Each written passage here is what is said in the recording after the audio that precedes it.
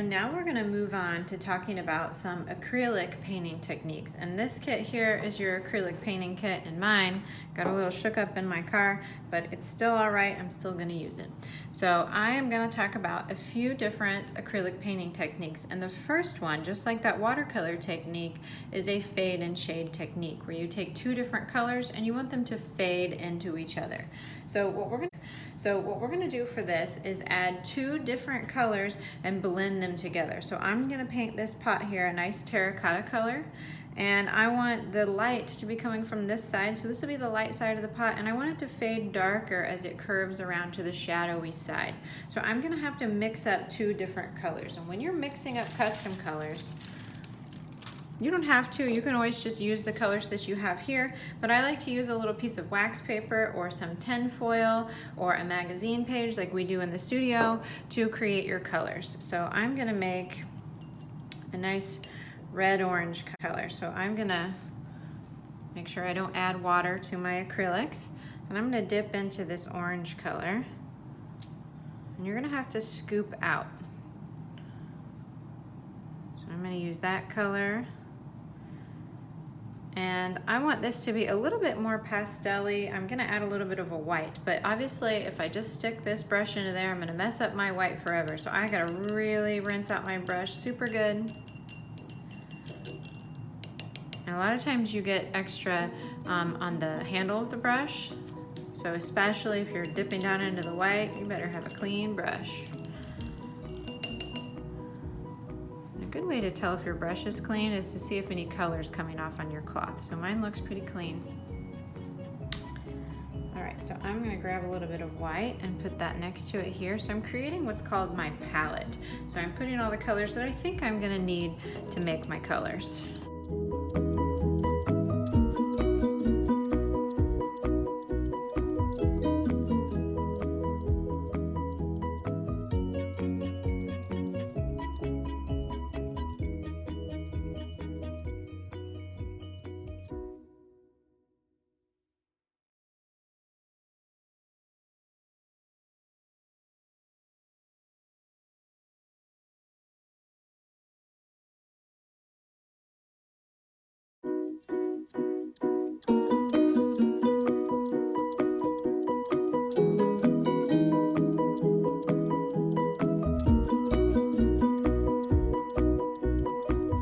So now I've mixed up my light terracotta and my dark terracotta. I'm going to start by applying my light color on the left side of the pot here. And when I paint, I like to do a nice outline first using that flat side of my brush. Just so I...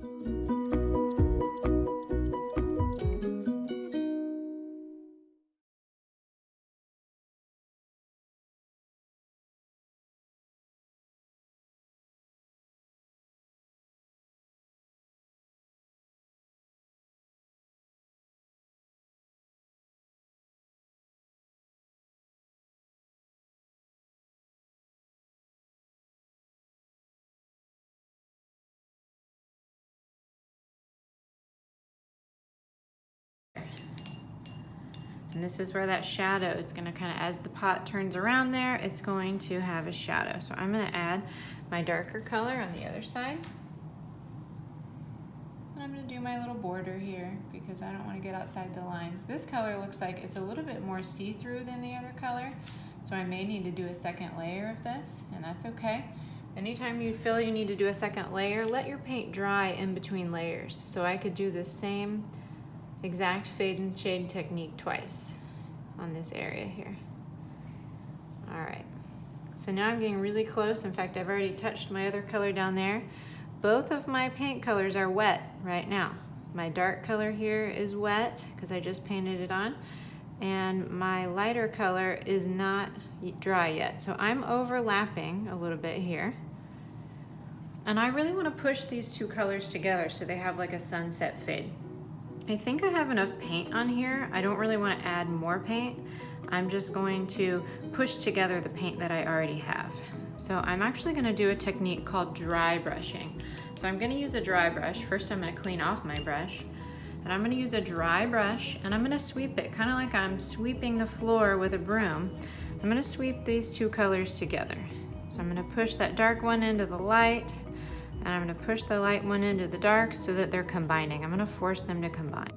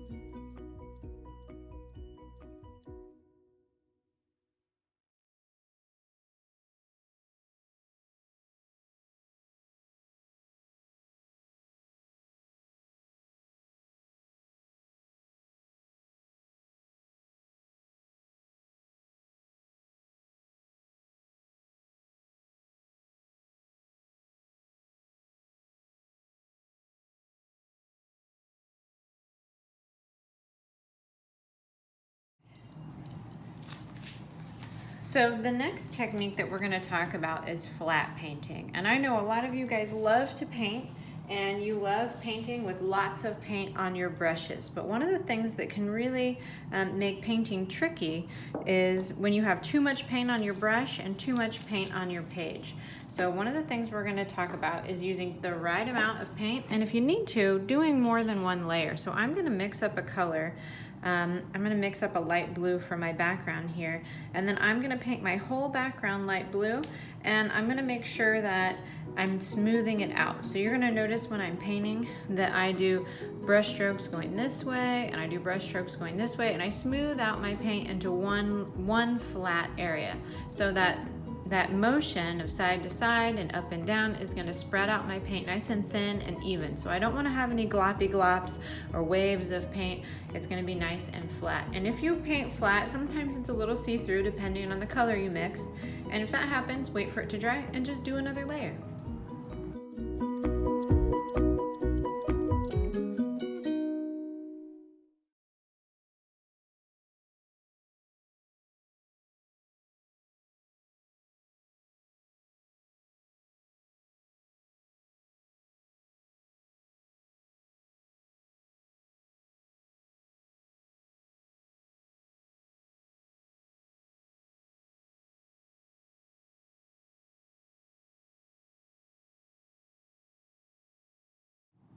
All right, so I went ahead and completed my background using my flat painting technique, and I wanted to review a little bit about the brushes now that you're well into your painting. Make sure that you never ever let your brushes dry out. So you might have noticed that I was switching brushes while I was working. I used this bigger one and this cup for a while, and then in between these little tight areas I switched to a smaller brush. So always make sure that you do not allow your brushes to dry out. So if you have to stop and go to the grocery store with somebody in your house, or you're going on a walk to walk your dog or whatever, if you are stopping on your painting for a minute, always make sure that you have your brushes down in water or that you've washed and dried them really well. Whenever I'm working, I just leave my brushes in water. You can stay in there for days and days, and then they'll never dry out and they won't be crispy or crunchy. Now, the next thing that we're going to talk about is layering. And layering is when you can paint one color over top of another when it's dried. Now, similar to what we did here where we had two colors on one area, but on this instance, we're going to paint I'm going to paint my plant a really light green. I'm going to let it dry because I don't want these colors to blend together, and then I'm going to paint a darker green over the top once it's dry. So I went ahead and painted my light green color here, and now I'm ready to mix up a dark green and paint it right over the top. Now the key to this layer that's different from our fading and shading is that I'm going to let this light green dry first before I go and paint over top of it.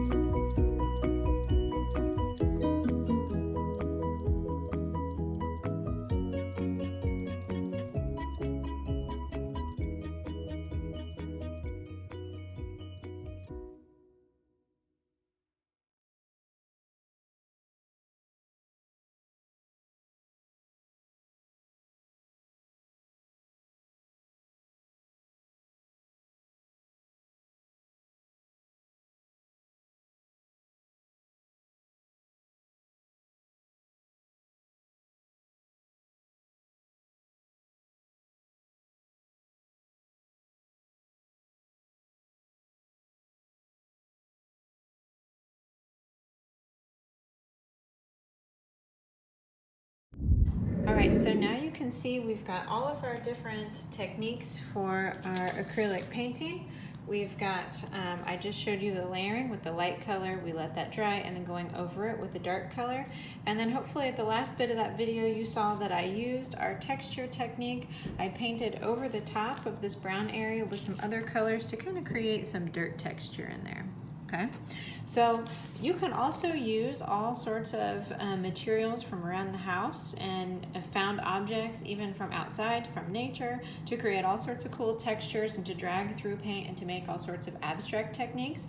If you're interested in doing more abstract style paint with either watercolor or acrylic, YouTube is a really great resource for that. So you could search acrylic painting techniques or watercolor painting techniques using the word abstract, and you're gonna find all sorts of really amazing and inspiring resources. So I encourage you to expand your knowledge base and continue trying new things.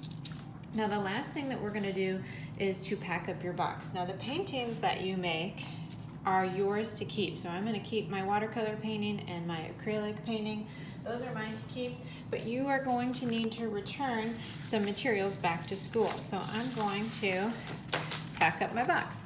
So we're definitely going to need to return our paints, try and keep them nice and flat so that doesn't happen. And we're gonna put our lid on our ice cube tray. If you used your watercolor bubbles here to mix colors, I'd like for you to wash that and dry it. My lid popped off. So I'm gonna make sure that this is nice and dry, and clean, and I'll go ahead and put my lid back on here. There we go. So I've got my two watercolor, or my two paint kits. I'm also going to return my brushes. So you want to make sure that you give them a good wash and dry.